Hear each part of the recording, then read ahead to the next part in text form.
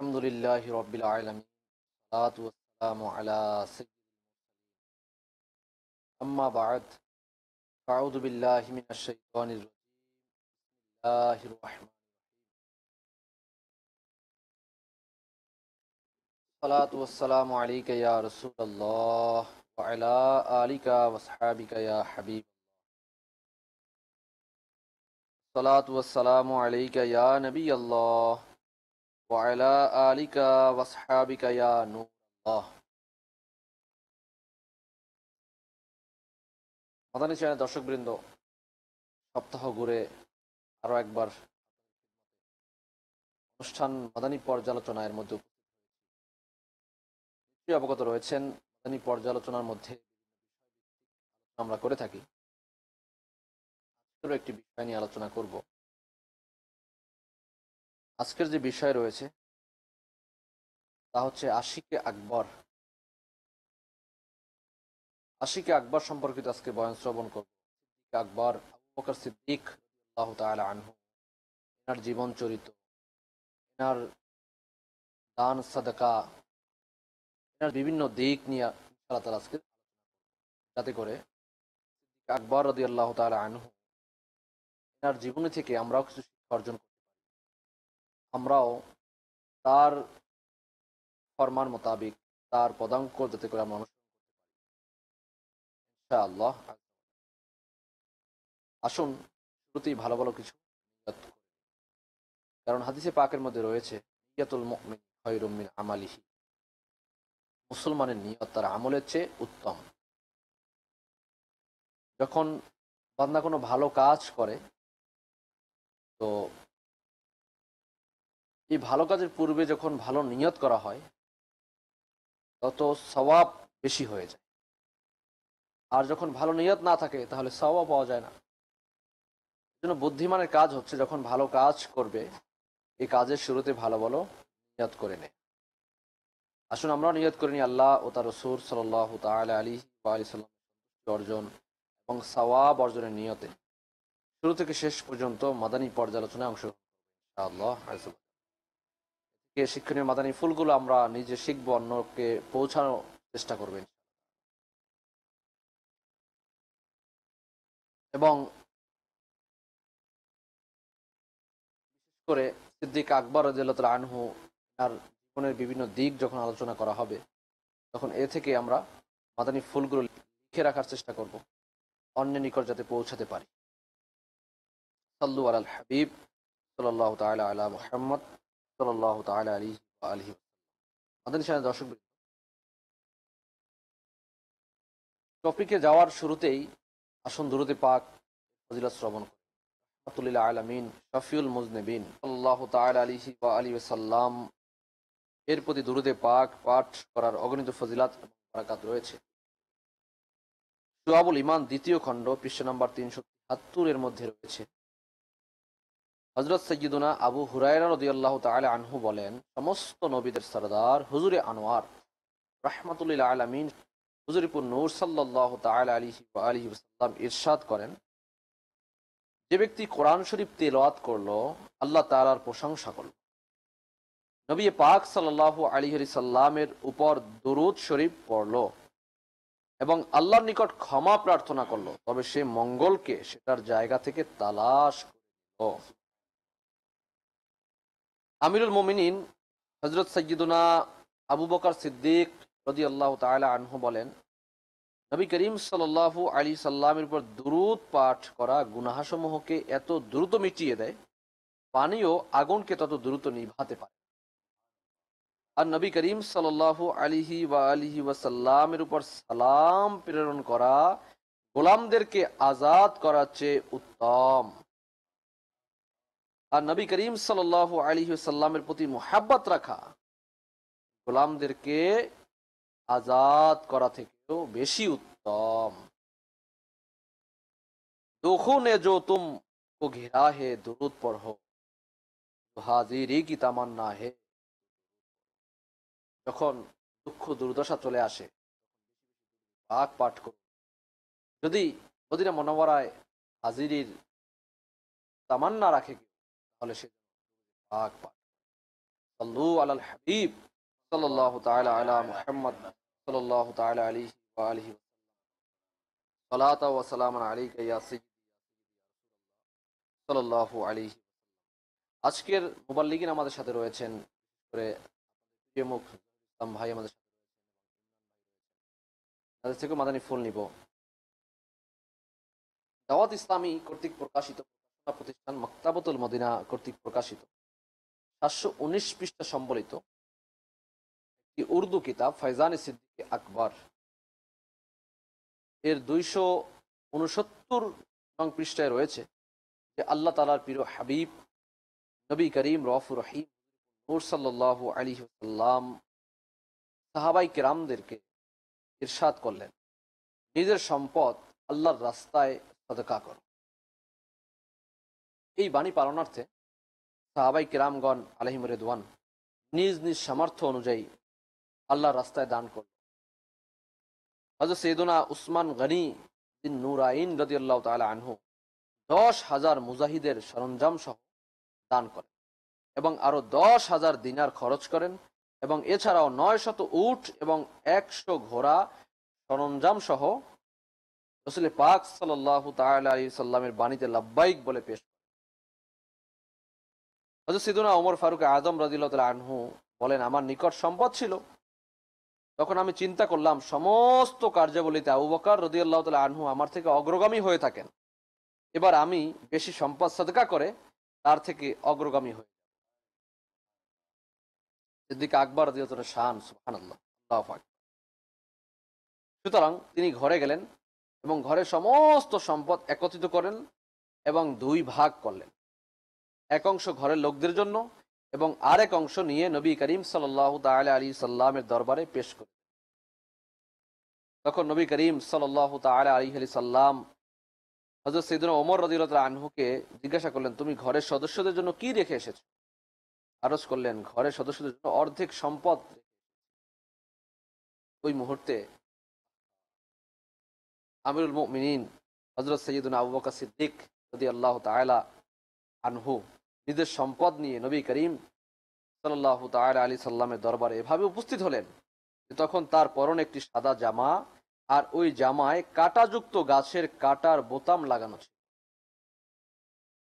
রাসূল করিম সাল্লাল্লাহু আলাইহি সাল্লাম তাকে দেখে খুশি আর জিজ্ঞাসা করলেন, হে আবু বকর, তুমি ঘরের সদস্যদের জন্য কি রেখে এসেছো? সুবহানাল্লাহ, কুরবান হয়ে যান সিদ্দিক আকবর রাদিয়াল্লাহু আনহু। আল্লাহু আকবার। অথবা নবী করিম সাল্লাল্লাহু তাআলা আলাইহি সাল্লাম এই জিজ্ঞাসাটা ছিল যেন সত্যিকার আশিক আবু বকর সিদ্দিক রাদিয়াল্লাহু তাআলা আনহু এর অন্তরে ভালোবাসার জোয়ার উচ্ছ্বাসিত হয়ে উঠল। তৎক্ষণাৎ আবু বকর সিদ্দিক রাদিয়াল্লাহু তাআলা আনহু বুঝে গেলেন যে হুজুরের এই জিজ্ঞাসা দ্বারা অন্য কোনো কিছু উদ্দেশ্য আছে, কেননা নবী করিম সাল্লাল্লাহু আলাইহি সাল্লাম জানেন যে আশিক সাদিক আবু বকর সিদ্দিক রাদিয়াল্লাহু তাআলা আনহু এই পর্যন্ত নিজের জান মাল ছেলে মেয়ে পরিবার সবকিছু কোরবান করে দিয়েছে। যখন মক্কা শরীফে নবী করিম সাল্লাল্লাহু আলাইহি সাল্লামকে দেখাশোনা করার মতো কেউ ছিল না, অধিকাংশ লোক নবী করিম সাল্লাল্লাহু আলাইহি সাল্লামের প্রাণের শত্রু ছিল, আর কেউ নবী করিম রউফুর রহিম সাল্লাল্লাহু আলাইহি সাল্লামের কথা বুঝতো না। তিনি তো এমন আশিক ছিলেন যে তিনি সর্বদা নবী করিম সাল্লাল্লাহু আলাইহি সাল্লামের খেদমতের জন্য সুযোগের অপেক্ষায় থাকতেন। হুজুর সাল্লাল্লাহু আলাইহি সাল্লাম কিছু চাইতে সবকিছু লুটিয়ে দিবে, আর যেন সুবহানাল্লাহ আশিক আকবর রাদিয়াল্লাহু তাআলা আনহু নবী পাক সাল্লাল্লাহু আলাইহি সাল্লামের কদমে নিজের সবকিছু বিলীন করে। তিনি এমন সত্যিকার আশিক ছিলেন যিনি কখনো নিজের সম্পদকে নিজের মনে করেননি এবং যা কিছু তার কাছে ছিল ওইগুলো তিনি রাসূল পাক সাহিবুল আওলাক সাল্লাল্লাহু আলাইহি সাল্লামের দান মনে করতেন। তখনই বুঝে গেলেন যে এর দ্বারা নবী করিম সাল্লাল্লাহু আলাইহি সাল্লাম অন্য কিছু আকাঙ্ক্ষা করছেন। সম্ভবত নবী করিম রউফুর রহিম সাল্লাল্লাহু আলাইহি সাল্লাম এটা বলতে চাচ্ছেন যে হে আমার আশিক, আমি জানি যে তুমি আমাকে কতটুকু ভালোবাসো, আজ তুমি পৃথিবীবাসীকে বলে দাও ইশক কাকে বলে। তখন আবু বকর রাদিয়াল্লাহু তাআলা আনহু মুহাব্বত সহকারে এভাবে আরজ করলেন, অর্থাৎ আমি আমার ঘরের সমস্ত মাল নিয়ে আপনার দরবারে হাজির, আর ঘরের বাসিন্দাদের জন্য আল্লাহ তাআলা এবং তার রসুলকেই। হযরত সাইয়েদুনা ওমরে ফারুকে আজম রাদিয়াল্লাহু তাআলা আনহু এই দৃশ্য দেখে হতবাক হয়ে আর বলতে লাগলেন, আমি কখনো সাইয়েদুনা সিদ্দিকে আকবর রাদিয়াল্লাহু তাআলা আনহু এর থেকে অগ্রগামী হতে পারবো না। সাহাবাই কেরাম আলাইহিম রিদওয়ানগণ দেখলেন এই মুহূর্তে আল্লাহ তাআলার বিশেষ দূত সাইয়েদুনা জিবরাইল আলাইহিস সালাম উপস্থিত, এমন পোশাক পরিধান করে যে পোশাক হযরত সাইয়েদুনা আবু বকর সিদ্দিক রাদিয়াল্লাহু তাআলা আনহু এর পরনে ছিল। তখন নবী করিম সাল্লাল্লাহু তাআলা আলাইহি সাল্লাম তাকে জিজ্ঞাসা করেন, হে জিবরাইল, এটা কি পরিধান করছো? তখন জিবরাইল আমিন আলাইহিস সালাম বললেন, ইয়া রাসূলুল্লাহ সাল্লাল্লাহু আলাইহি সাল্লাম, আল্লাহ তাআলা আর সকল ফেরেশতাকে এই পোশাক পরিধান করার জন্য আদেশ দিয়েছেন, যেমন পোশাক আপনার সত্যিকার আশিক পরিধান করে আসছে। এবং সাথে সাথে আল্লাহ তাআলা হযরত সাইয়েদুনা আবু বকর সিদ্দিক রাদিয়াল্লাহু তাআলা আনহুকে সালাম দিয়েছেন এবং আল্লাহ তাআলা জিজ্ঞাসা করেছেন তিনি এই অবস্থার উপর আপন প্রতিপালকের উপর সন্তুষ্ট আছেন কিনা। এই মুহাব্বত ভরা সংবাদ শুনে আবু বকর সিদ্দিক রাদিয়াল্লাহু তাআলা আনহু ওয়াজদের মধ্যে এসে গেল এবং তার ভাবাবেগ সৃষ্টি হয়ে গেল আর আরজ করলেন, ইয়া রাসূলুল্লাহ সাল্লাল্লাহু আলাইহি ওয়াসাল্লাম, আমি কিভাবে আপন প্রতিপালকের প্রতি অসন্তুষ্ট হতে পারি? অতঃপর ৩ বার বললেন, আমি আমার প্রতিপালকের প্রতি সন্তুষ্ট আছি, আমি আমার প্রতিপালকের প্রতি সন্তুষ্ট আছি, আমি আমার প্রতিপালকের প্রতি আমাদের চ্যানেল দর্শক বৃন্দ, সত্যিকার আশিক তো এভাবেই হয়। আল্লাহু পাক কেমন আশিক, যে নিজের জান মাল বিবি বাচ্চা সবকিছু আল্লাহর হাবিবের কদমের মধ্যে ঢুকিয়ে দিলেন, কোরবান করে দিলেন। কেমন আশিক! আমরাও তো আশিক নিজেকে দাবি করি, কিন্তু আমাদের অবস্থা কি? আজকের মাদানী পর্যালোচনার মধ্যে আমরা আজকের আমাদের ইশক কতটুকু রয়েছে নবী পাকের শানে, আল্লাহর হাবিবকে কতটুকু ভালোবাসা উচিত, আজকের আমরা এই অনুষ্ঠান দিয়ে মাপকাঠি করব, মাপবো যে আমার অন্তরের মধ্যে আল্লাহ রসুলের মহব্বত কতটুকু। আল্লাহ তাআলা আশা করি মোবাইল লিঙ্ক থেকে আমরা এমন কিছু মাদানী ফুল শ্রবণ করব যা থেকে আমরা আজকের বিষয়ে নিজের ইশক মাপতে পারবো, যে আমার ইশক কতটুকু রয়েছে, আমি কতটুকু আশিক রসুল হতে পারি। কেননা কিতাবে বর্ণিত রয়েছে তার মর্ম, ততক্ষণ পর্যন্ত তোমরা মুমিন হতে পারবে না যতক্ষণ না তোমার জান মাল স্ত্রী সকল কিছু সম্পদ যা কিছু রয়েছে তা থেকে আমি নবীকে বেশি ভালো না বাসবে। আজকের আমরা এই অনুষ্ঠানকে মাপকাঠি বানাবো যাতে করে আমরা বুঝতে পারি আমরা কতটুকু ভালোবাসি, আশিক আকবর কতটুকু ভালোবাসতেন, সাহাবাই কিরামগণ কিভাবে ভালোবাসতেন, আল্লাহর অলিগণ কিভাবে ভালোবাসতেন, আর আজকের আমরাও রয়েছি, আমরাও কতটুকু আমার নবীকে ভালোবাসি। আরো অন্যান্য দিক আলোচনা করব। আসুন শুরুতেই আমরা আমাদের সাথে ইমরান ভাই রয়েছেন, ওনার সাথে যাবো যে ইমরান ভাই সাল্লাল্লাহু তাআলা আলা মুহাম্মদ সাল্লাল্লাহু তাআলা। আলহামদুলিল্লাহ, আমরা আশিক আকবর সিদ্দিক আকবর রাদিয়াল্লাহু তাআলা আনহুর নবীর প্রেমের খুবই গুরুত্বপূর্ণ ঘটনা আলহামদুলিল্লাহ আমাদের শোনার সৌভাগ্য হয়েছে। সিদ্দিক আকবর রাদিয়াল্লাহু তাআলা আনহুর জীবনী থেকে আমাদের অনেক কিছু শিক্ষা আমাদের জন্য রয়েছে। বিশেষ করে আশিক আকবর সিদ্দিক আকবর রাদিয়াল্লাহু তাআলা আনহু সমস্ত সাহাবায়ে কেরামদের মধ্যে সবচেয়ে বেশি প্রিয় নবী সাল্লাল্লাহু তাআলা আলাইহি ওয়াসাল্লামের দরবারে উপস্থিত থাকতেন এবং প্রিয় নবী সাল্লাল্লাহু তাআলা আলাইহি ওয়াসাল্লামের সবচেয়ে বেশি সোহবত সংস্পর্শ সিদ্দিক আকবর রাদিয়াল্লাহু তাআলা আনহু লাভ করেন। তো সিদ্দিক আকবর রাদিয়াল্লাহু তাআলা আনহু যদি কোনো ব্যক্তি ইশকে রসুল শিখতে চায় যে আমি নবীকে কীভাবে ভালোবাসবো, তাহলে সিদ্দিক আকবরের জীবনী আমরা যদি স্টাডি করি সেখান থেকে আমরা পাবো যে সিদ্দিক আকবর রাদিয়াল্লাহু তাআলা আনহু নবীকে কীভাবে ভালোবাসতো এবং নবীজির ভালোবাসার পদ্ধতি কী, হুজুর সাল্লাল্লাহু তাআলা আলাইহি ওয়াসাল্লামের প্রেমে কিভাবে নিজেকে উৎসর্গ করতে হয় এবং হুজুর সাল্লাল্লাহু তাআলা আলাইহি ওয়াসাল্লামকে কিভাবে অনুসরণ করতে হয়, হুজুর সাল্লাল্লাহু তাআলা আলাইহি ওয়াসাল্লামের হুকুমকে কিভাবে পালন করতে হয়। তো সিদ্দিক আকবর রাদিয়াল্লাহু তাআলা আনহুর এভাবে অসংখ্য দিক রয়েছে। সিদ্দিক আকবর রাদিয়াল্লাহু তাআলা আনহুর একদিকে নবীর প্রেম, সিদ্দিক আকবর রাদিয়াল্লাহু তাআলা আনহু নবীর প্রেমে দান খয়রাত করা, সিদ্দিক আকবর রাদিয়াল্লাহু তাআলা আনহু ইত্তিবায়ে রাসূল প্রিয় নবীর সুন্নতের পাবন্দী হওয়া, সিদ্দিক আকবর রাদিয়াল্লাহু তাআলা আনহু হুজুর সাল্লাল্লাহু তাআলা আলাইহি ওয়াসাল্লামের সাথে যে নেকির দাওয়াত দিয়েছেন, নেকির দাওয়াতের মধ্যে যে নিজের জীবনকে যেভাবে তিনি কি করলেন উৎসর্গ করলেন, অসংখ্য ঘটনা রয়েছে।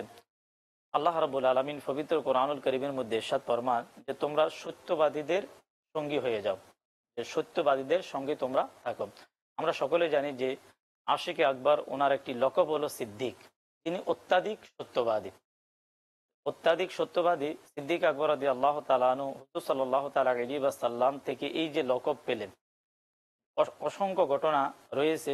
যেমন সিদ্দিক আকবর রাদিয়াল্লাহু তাআলা আনহু একটি ঘটনা, যখন প্রিয় নবী সাল্লাল্লাহু তাআলা আলাইহি ওয়াসাল্লাম মিরাজ থেকে যখন আসলেন, তখন অমুসলিমদের মধ্যে বিভিন্ন ধরনের কথাবার্তা শুরু হয়ে গেল। আল্লাহর হাবিব সাল্লাল্লাহু তাআলা আলাইহি ওয়াসাল্লাম ওই রাতে অল্প সময়ের মধ্যে ২৭ বছর প্রিয় নবী সাল্লাল্লাহু তাআলা আলাইহি ওয়াসাল্লাম মিরাজ করলেন। কাফির যারা ছিল, অমুসলিম যারা ছিল, তারা কেউ এই বিষয়টি মেনে নিতে পারছে না। যখন ওই ঘটনা, ওই কথাটি যখন আশিকে আকবর সিদ্দিক আকবর রাদিয়াল্লাহু তাআলার সামনে যখন আসলো, তখন প্রিয় নবী সাল্লাল্লাহু তাআলা আলাইহি ওয়াসাল্লামের ব্যাপারে সিদ্দিক আকবর বললেন, যদি এই কথাটি আমার নবীজির পক্ষ থেকে হয়ে থাকে, আমার নবী যদি বলে থাকে, তাহলে আমার নবী সত্যিই বলেছে। এই যে হুজুর সাল্লাল্লাহু তাআলা আলাইহি ওয়াসাল্লামের প্রতি যে ইয়াকিন, যে হুজুর সাল্লাল্লাহু তাআলা আলাইহি ওয়াসাল্লামের প্রতি যে বিশ্বাস সিদ্দিক আকবর রাদিয়াল্লাহু তাআলা আনহুর মাঝে ছিল, যেমন সিদ্দিক আকবর রাদিয়াল্লাহু তাআলা আনহু এবং হুজুর সাল্লাল্লাহু তাআলা আলাইহি ওয়াসাল্লামের প্রতি যে মুহাব্বত, যে ভালোবাসা ছিল, যেমন হাদিসে পাকের মধ্যে রয়েছে আল্লাহর হাবিব সাল্লাল্লাহু তাআলা আলাইহি ওয়াসাল্লাম ইরশাদ ফরমান যে আমি যখন আকাশে ভ্রমণ করি, আল্লাহ তাবারক ওয়া তাআলা আমাকে যখন ভ্রমণ করিয়েছিলেন, প্রতিটি আসমানে আমি আমার নামের সাথে সিদ্দিক আকবরের নামকে আমি পেয়েছি। মানে সিদ্দিক আকবর রাদিয়াল্লাহু তাআলা আনহুর সাথে যে আল্লাহর হাবিব সাল্লাল্লাহু তাআলা আলাইহি ওয়াসাল্লামের যে সম্পর্ক, যে মহব্বত ছিল, আল্লাহ তাবারক ওয়া তাআলা খুশি হয়ে যে হুজুর সাল্লাল্লাহু তাআলা আলাইহি ওয়াসাল্লামের নামের সাথে প্রতিটি জায়গার মধ্যে আল্লাহর হাবিব ফরমান আমি সিদ্দিক আকবরের নাম মোবারক পেয়েছি। আল্লাহর হাবিব সাল্লাল্লাহু তাআলা আলাইহি ওয়াসাল্লাম একদিন সাহাবায়ে কেরামদেরকে বললেন যে আমাদের মাঝে কিছুক্ষণের মধ্যে একজন ব্যক্তি তাশরিফ নিয়ে আসবে, একজন ব্যক্তির আগমন হবে, ওই ব্যক্তির শাফাআত, সুপারিশ হচ্ছে নবীদের সুপারিশের মতো। এই কথা বলার সাথে সাথে সিদ্দিক আকবর রাদিয়াল্লাহু তাআলা সেখানে উপস্থিত। যখন সিদ্দিক আকবর রাদিয়াল্লাহু তাআলা উপস্থিত হলেন, আল্লাহর হাবিব সাল্লাল্লাহু তাআলা আলাইহি ওয়াসাল্লাম দাঁড়িয়ে সিদ্দিক আকবরকে সম্মান করলেন এবং সিদ্দিক আকবর রাদিয়াল্লাহু তাআলার কপালে চুমু দিলেন। এই যে সিদ্দিক আকবরের প্রতি আল্লাহর হাবিব সাল্লাল্লাহু তাআলা আলাইহি ওয়াসাল্লামের মুহাব্বত, আরেকটি হাদিসে মুবারাকা আল্লাহর হাবিব সাল্লাল্লাহু তাআলা আলাইহি ওয়াসাল্লাম কিছু সাহাবায়ে কেরামদেরকে নিয়ে একটি পুকুরে গেলেন। তো পুকুরে গিয়ে সাহাবায়ে কেরামদেরকে বললেন যে তোমরা তোমাদের বন্ধুর দিকে সাঁতার কাটো। তখন সাহাবায়ে কেরাম এক একজনের বন্ধুর দিকে সাঁতার কাটলেন। সকলেই বন্ধুর দিকে চলে গেলেন। দুইজন লোক সেখানে বাকি ছিল। একজন ছিলেন প্রিয় আকা সাল্লাল্লাহু তাআলা আলাইহি ওয়াসাল্লাম, আরেকজন ছিলেন সিদ্দিক আকবর। তখন হুজুর সাল্লাল্লাহু তাআলা আলাইহি ওয়াসাল্লাম সাঁতার কেটে সিদ্দিক আকবরের দিকে গেলেন। যখন সিদ্দিক আকবরের দিকে গেলেন, তখন হুজুর সাল্লাল্লাহু তাআলা আলাইহি ওয়াসাল্লাম বললেন যে আবু বকর, যদি আমি কাউকে খলিল বানাতাম তাহলে আমি তোমাকে বানাতাম, কিন্তু তুমি হচ্ছে আমার সঙ্গী, আমার সাথী। এই যে এই সকল হাদিসে মোবারকা থেকে আমরা জানতে পারি যে হুজুর সাল্লাল্লাহু তাআলা আলাইহি ওয়াসাল্লামের প্রতি সিদ্দিক আকবরের মুহাব্বত এবং সিদ্দিক আকবরের প্রতি হুজুর সাল্লাল্লাহু তাআলা আলাইহি ওয়াসাল্লামের যে মুহাব্বত ছিল, যেটা আল্লাহ রাব্বুল আলামিন কোরআন পাকের মধ্যে ইরশাদ ফরমান, যদি তোমরা আমাকে ভালোবাসতে চাও তাহলে আমার হাবিবকে ভালোবাসো। এই যে সিদ্দিক আকবর এবং সাহাবায়ে কেরামের জীবনে যদি আমরা দেখি যে সাহাবায়ে কেরাম আলাইহিমুর রিদওয়ান এবং সিদ্দিক আকবর রাদিয়াল্লাহু তাআলা আনহু আল্লাহ তাবারক ওয়া তাআলার ভালোবাসা পাওয়ার জন্য হুজুর সাল্লাল্লাহু তাআলা আলাইহি ওয়াসাল্লামের যে ভালোবাসাকে যে প্রাধান্য দিলেন, ওই সাহাবায়ে কেরামের মুহাব্বত আল্লাহর হাবিবের প্রতি যেমন ছিল, ওই মুহাব্বত যাতে করে আমরা শিখতে পারি এবং ওইভাবে আমরা যাতে করে হুজুর সাল্লাল্লাহু তাআলা আলাইহি ওয়াসাল্লামকে আমরা মুহাব্বত করতে পারি। আচ্ছা, এখানে একটা কথা আসতে পারে, সেটা হচ্ছে যে আল্লাহর হাবিব সাল্লাল্লাহু আলাইহি ওয়াসাল্লামের যে বাণী সিদ্দিক আকবর রাদিয়াল্লাহু আনহু ব্যাপারে এত আশিক, এবং হাদিসে পাক শ্রবণ করলাম যে সাঁতারের মাধ্যমেও এটা বহির্প্রকাশ, আরও অনেক ফরমান রয়েছে আল্লাহ রাসূল পাক সাল্লাল্লাহু আলাইহি ওয়াসাল্লামের সিদ্দিক আকবরের ব্যাপারে রাদিয়াল্লাহু আনহু। আদৌ এমন কি আমল উনি করলেন যাতে করে রাসূল পাক সাল্লাল্লাহু আলাইহি ওয়াসাল্লামের এত প্রিয় হতে পারলেন, প্রথম খলিফা হতে পারলেন? যে ভালোবাসা, ভালোবাসা এই জিনিসটা বোঝা যাবে কিভাবে আমি আপনাকে ভালোবাসি? মানুষের প্রিয় বস্তুকে যখন কারো জন্য উৎসর্গ করা হয় তখনই বোঝা যায় যে সে তাকে ভালোবাসে। আর মানুষে যা কোরআন এবং হাদিস ধারাও আমরা জানি এবং আমাদের বিবেকে সেটা সায় দেয় যে মানুষের কাছে সবচেয়ে প্রিয় বস্তু দুইটা জিনিস। প্রথম হচ্ছে তার জীবন, আর দ্বিতীয় হচ্ছে তার সম্পদ। এই দুইটা জিনিস মানুষের কাছে সবচেয়ে প্রিয়। তো যখন কোনো ব্যক্তি অন্য কোনো ব্যক্তির জন্য, অন্য কোনো সত্তার জন্য এই দুইটি জিনিসকে বিলিয়ে দিতে পারে, তার মানে সে প্রকৃত ভালোবাসার পাত্র, প্রকৃত আশিক। এবং যা একেবারেই পুঙ্খানুপুঙ্খানুভাবে আমরা আপনার যে ঘটনা, আমাদের ইমরান ভাই যে হাদিসে কারিমা এখানে পেশ করলেন, আপনি যে হাদিসে কারিমা বর্ণনা করলেন, এবং অসংখ্য হাদিসে কারিমা বর্ণিত রয়েছে। বরং কুরআনে পাকে আল্লাহ সুবহানাহু ওয়া তাআলা হযরত সিদ্দিক আকবর রাদিয়াল্লাহু তাআলা আনহু মুহাব্বতে দান করেছেন। এই ব্যাপারে আয়াত পর্যন্ত অবতীর্ণ হয়েছে। তার মানে হযরত সিদ্দিক আকবর রাদিয়াল্লাহু তাআলা আনহু যে ভালোবাসার দুইটি দাবি, জীবন দিয়ে দেওয়া এবং সম্পদ দিয়ে দেওয়া, এটা 100-র উপরে যদি কোনো পার্সেন্টেজ থাকতো ওই তাও তিনি পরিপূর্ণ করেছেন। কেননা যেখানে আপনি যে হাদিসে কারিমাটা এখানে বর্ণনা করলেন কিছুক্ষণ পূর্বে, যে ঘরের সব সম্পদকে নিয়ে এসে পেশ করে দেওয়া এবং কাপড় টাপড়া একটা খেজুরের কাঁটা দিয়ে, মানে এই জিনিসটা যদি আমরা শুনি আমাদের মাঝে কেমন কনসেপ্ট। আমিও তো নবীকে ভালোবাসি না, দাবি করি, আমরাও নিজেকে আশিক রাসূল দাবি করি। এ থেকে যেন আমরা শিক্ষা নিই কিছু হলেও। আমি যেন শুধুমাত্র নামকে ওয়াস্তে নিজেকে মুসলমান না বলি, আশিক না বলি, বরং আজকের আমাদের যে পর্যালোচনা আশিকে আকবর সিদ্দিক আকবর রাদিয়াল্লাহু তাআলা আনহু, তার কাছ থেকে অন্ততপক্ষে একটি সবক হলেও নিয়ে তা আমাদের জীবনে বাস্তবায়ন করার চেষ্টা করি। পাওয়া যায়, বিশেষ করে এই হাদিস নকল করেছেন ইবনে হাব্বান কিতাবুল আখবিরি আন মানাকিবিস সাহাবা এর 9ম অংশ থেকে।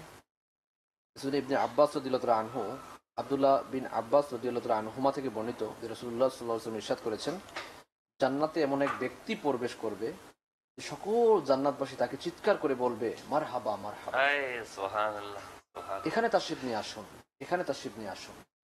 সাইয়েদুনা সিদ্দিক আকবর রাদিয়াল্লাহু আনহু খুবই আশ্চর্য হয়ে জিজ্ঞাসা করলেন, ইয়া রাসূলুল্লাহ সাল্লাল্লাহু আলাইহি ওয়াসাল্লাম, আমরাও কি সেই ব্যক্তিকে দেখব? হুজুর পাক সাল্লাল্লাহু আলাইহি ওয়াসাল্লাম ইরশাদ করলেন, হে আবু বকর, সেই জান্নাতি ব্যক্তি হচ্ছে তুমি।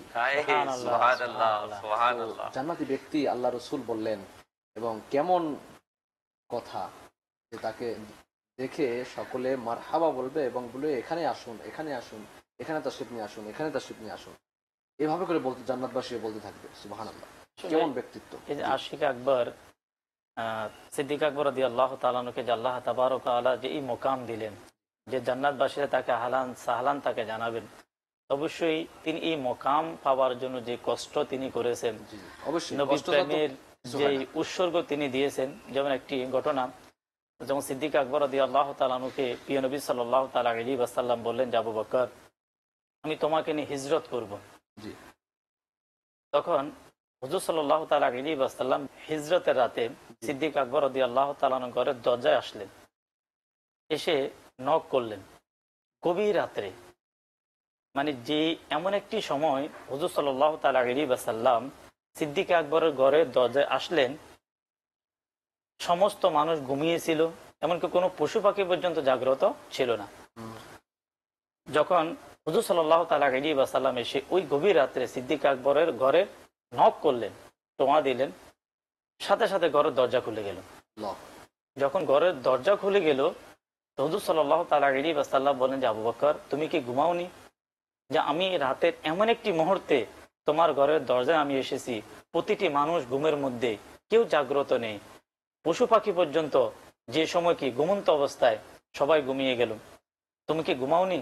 তখন আশিক আকবর জবাব দিলেন, ইয়া রাসূলুল্লাহ সাল্লাল্লাহু তাআলা আলাইহি ওয়াসাল্লাম, যেই দিন আপনি আমাকে বললেন যে আবু বকর তোমাকে নিয়ে আমি রাতের বেলা হিজরত করব, খোদার কসম ইয়া রাসূলুল্লাহ, ওই দিন থেকে আমি আবু বকর আমার এই পিঠকে বিছানার সাথে লাগাইনি। এই যে ঘটনা, এটা কি এক রাত ছিল, 2 রাত ছিল? কিতাবের মধ্যে রয়েছে 5-6 মাসের যে ঘটনা ছিল। এখানে আলফিসানি ভাই, আমি যে জিনিসটা আরজ করতে, ইমরান ভাই যে কথাটা, যে সরকার সাল্লাল্লাহু আলাইহি ওয়াসাল্লাম ইরশাদ করেছে আমি যাব তোমাকে নিয়ে, জি এজন্য তিনি কি করলেন, রাতে ঘুমালেন না। তিনি ছিলেন সিদ্দিকে আকবর। আর আমি ওই আশিক যে আল্লাহর মাহবুব সাল্লাল্লাহু আলাইহি সাল্লাম তো ইরশাদ করেছেন, আল্লাহ তাআলা হুকুম দিয়েছেন, আমাদের উপর ফরজ করেছেন নামাজ আদায় করতে, আর আমি রাত অতিবাহিত হয়ে যায়, সূর্য উদয় হয়ে যায়, আমার ফরজের সময় নাই। আমিও আশিক, আমিও মুসলমান, আমিও নবীর দেওয়ানা নিজেকে দাবি করি। আসলে এই যে এই সকল বিষয়গুলো না, যদি আমরা আমাদের মাঝে পর্যালোচনা করি নিজেদের এবং ওজন দেই যে সাহাবায়ে কেরাম আলাইহিম রিদওয়ান তিনারা কি করেছিলেন আর আজ আমি কি করছি, সত্যি মাঝে মাঝে এই অনুভব হয় আলফিসানি ভাই যে আমি আসলে কেমন মুসলমান আছি। আসলে কি আমি প্রকৃত মুসলমান হতে পেরেছি? না আমি ইবাদত করছি, না আমি আমার নবীকে ভালোবাসতে পারছি, না আমি আমার সময়কে দিতে পারছি, না আমি আমার সম্পদকে দিতে পারছি। আর আজকে আমাকে যদি আল্লাহর রাস্তায় কোনো কিছু দান করার কথা বলা হয়, আমি বাহানা তালাশ করি, বলি ভাই আমার তো এমন, আমার তো তেমন, আমার তো সেমন, আমার তো সম্পদ কম, হ্যাঁ আমার সম্পদ হোক আমি দেব, শর্ত দিই আবার যে আল্লাহ তাআলা যদি আমাকে এটা দেয় আমি আল্লাহর রাস্তায় খরচ করব। যেহেতু খরচ করার কথাই আসতেছে, দেখুন সিদ্দিক আকবর রাদিয়াল্লাহু আনহু কেমন কি ছিলেন, দর্শক বিন্দু আমরাও একটু গভীর মনোযোগ দেই। আল্লাহ আল্লাহ আল্লাহ, রাসূলের মুয়াজ্জিন হযরত সাইয়েদনা বিলাল হাবশী রাদিয়াল্লাহু তাআলা আনহু, যার মায়ের নাম হামামা, তিনি সত্যিকার মুমিন এবং পবিত্র অন্তঃসম্পন্ন গোলাম ছিলেন।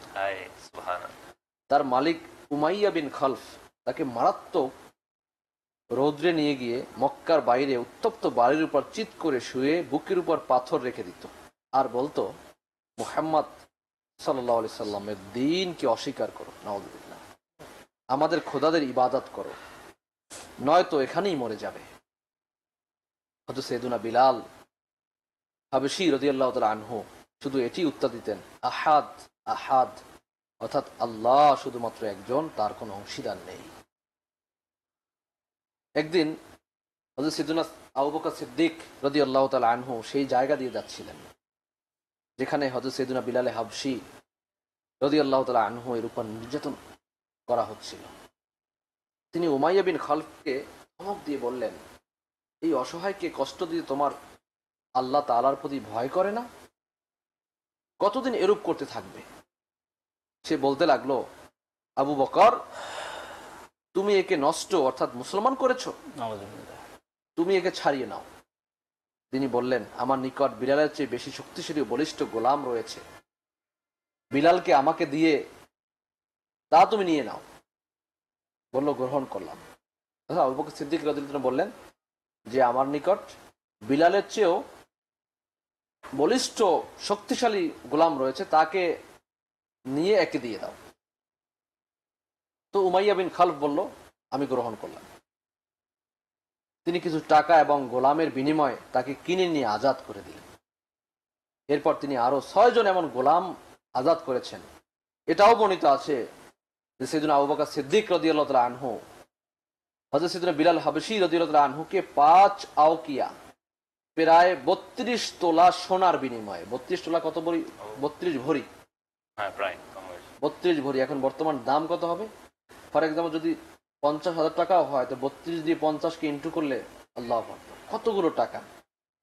32 তোলা সোনার বিনিময়ে কিনলে বিক্রেতা বলেন, আবু বকর, যদি তুমি 1 আওকিয়া সোনার বেশি না আগাতে, তবে আমি ওই দামেই তাকে বিক্রি করে দিতাম। আবু বকর সিদ্দিক রাদিয়াল্লাহু তাআলা আনহু বললেন, যদি তুমি 100 আওকিয়া সোনা চাইতে, তবু আমি তা দিতাম এবং বিলালকে অবশ্যই কিনে নিতাম। সুবহানাল্লাহ, সুবহানাল্লাহ। ইসলামী ভাইরা, আমাদের দেশের দর্শক বৃন্দ, এই ঘটনা থেকে জানা গেল যে সাইয়েদুনা আবু বকর সিদ্দিক রাদিয়াল্লাহু তাআলা আনহু খুবই মমতা ও দয়াবান ছিলেন, দানশীল ছিলেন, কোনো মুমিনকে কষ্টে লিপ্ত হওয়া সহ্য করতে পারতেন না এবং নিজের ধন সম্পদকে তার প্রাণের উপর প্রাধান্য দিতেন। এই কারণেই তিনি হযরত সাইয়েদুনা বিলাল হাবশী রাদিয়াল্লাহু তাআলা আনহু সহ 7 জন গোলামকে কিনে আজাদ করে দিয়েছিলেন। তিনি নেককার হওয়ার পাশাপাশি নেক কাজেও অগ্রণী ভূমিকা পালন করতেন। কিন্তু আজকে আমাদের অবস্থা ধরবে, আহা, যে এই ঘটনার সাথে সাথে যখন আবু বকর রাদিয়াল্লাহু তাআলা মুসলমান হয়েছিলেন, আপনি জানি ভাই, তখন তার বাবা কিন্তু কুহাফ, তিনি অমুসলিম ছিলেন ওই সময়টাতে। পরবর্তী মক্কা বিজয়ের সময় আবু বকর রাদিয়াল্লাহু বাবা যান, ইসলাম গ্রহণ করেন।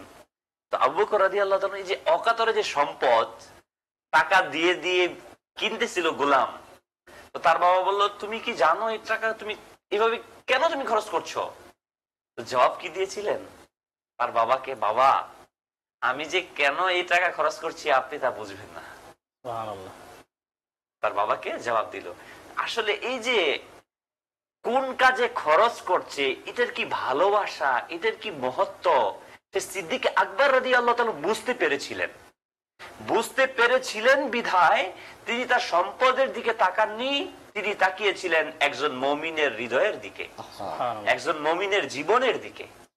তার সমস্ত সম্পদের চেয়ে একজন মুমিনের জীবন বেশি ছিল। এই জন্য উদাহরণ দিয়েছে যে 100 যদি 50 নয়, আওকিয়া যদি চাও, মানে এটার দ্বারা উদাহরণ দেওয়া হয়েছে একটা, যে তুমি যদি অধিক থেকে অধিক সম্পদ চাইতে, আমি কিন্তু তা দিয়ে তাকে মুক্ত করতাম।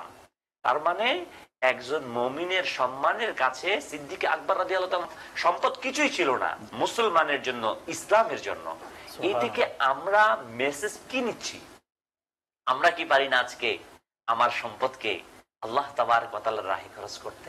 এখন এখানে প্রশ্ন আসতে পারে না, আবু বকর সিদ্দিক রাদিয়াল্লাহু তাআলা আনহু ইনি তো আল্লাহ রাসূল সাল্লাল্লাহু আলাইহি সাল্লামের দরবারে পেশ করছেন, সকল সম্পদ এসে এনে দিয়ে দিয়েছেন। তা দিয়ে হয়তো তখন ইসলামের অনেক খিদমত হয়েছে, তখন দরকার ছিল, তখন মুসলমান কম ছিল, এজন্য টাকা পয়সা অনেক দরকার ছিল। এ থেকে একটা জিনিস কিন্তু স্পষ্ট দর্শকবৃন্দ, এটা হচ্ছে যে ইসলামের কাজ করতে টাকা পয়সা অতীব জরুরি, সম্পদ জরুরি, অর্থ এগুলো খুবই জরুরি, এটা স্পষ্ট। এ কারণেই কিন্তু আল্লাহর হাবিব সাল্লাল্লাহু তাআলা আলাইহি সাল্লাম সাহাবায়ে কিরাম থেকে চাইতেন, তোমরা কে আছো কি দিবে এই কাজের জন্য। দিনের জন্য চাওয়া, এটা আমার প্রিয় আকা সাল্লাল্লাহু সুন্নতে মোবারক। আমি সেই দিকেই যাচ্ছিলাম যে আমরা হয়তো অনেকে এভাবে বলে থাকে যে হুজুরটা খালি চাই, খালি আমরা মাদানী চ্যানেলের মধ্যে অনেক চাই। দর্শক হয়তো আপনারা দেখছেন বিভিন্ন সময়ে অ্যাকাউন্ট নাম্বার চালানো হয়, বিকাশ অ্যাকাউন্ট নাম্বার চালানো হয়, অনেকে হয়তো বুঝতে পারে যে এটা শুধু চাই, শুধু কিন্তু চাওয়াটা কিন্তু আমার নিজের পকেটের জন্য নয়, আমার নিজের জাতের জন্য নয়। এখানে চাওয়ার যে বিষয়টা বললেন আপনি, আমি মাদানী চ্যানেল দর্শকবৃন্দকে আরজ করব, এই যে চাইলেন আপনি না, এই চাওয়ার মাধ্যমে আপনি কিন্তু যার কাছ থেকে টাকাটা চাওয়া হলো, আপনি তার উপকার করলেন। আচ্ছা, উপকার করলাম, উপকার করলেন। আচ্ছা আচ্ছা, যে আপনি কি কথা বলেন, একজনের পকেট থেকে টাকা বের করে নিয়ে আসবো, আমি তোর উপকার করলাম, তার তো টাকা কমে গেল। আর ফর এক্সাম্পল, আপনি যদি একটা ছেলেকে বুঝান, বাবা তুমি এক কাজ করো, তুমি যে টাকা উপার্জন করছো মাসে 10,000, 2,000 টাকা করে তুমি ব্যাংকে জমা করে দাও, এটা বৃদ্ধকালে তোমার কাজে আসবে। 2,000 টাকা করে কিন্তু আপনি নিয়ে নিলেন তার কাছ থেকে, কোথায় রেখে দিলেন? জমা করিয়ে দিলেন, ব্যাংকে রেখে দিলেন। তো এই যখন তার 50 বছর 60 বছর অতিবাহিত হবে, তারপরে যে টাকাটা হবে, আসলে কি তার উপকার করলেন? উপকার করলেন। আপনি অবশ্যই বলবেন আমি উপকার করলাম। ঠিক তার চেয়েতেও অতি সত্য কথা যে আমি বৃদ্ধ নাও হতে পারি, কিন্তু আমি মৃত্যুবরণ করবো, তা অতি সত্য।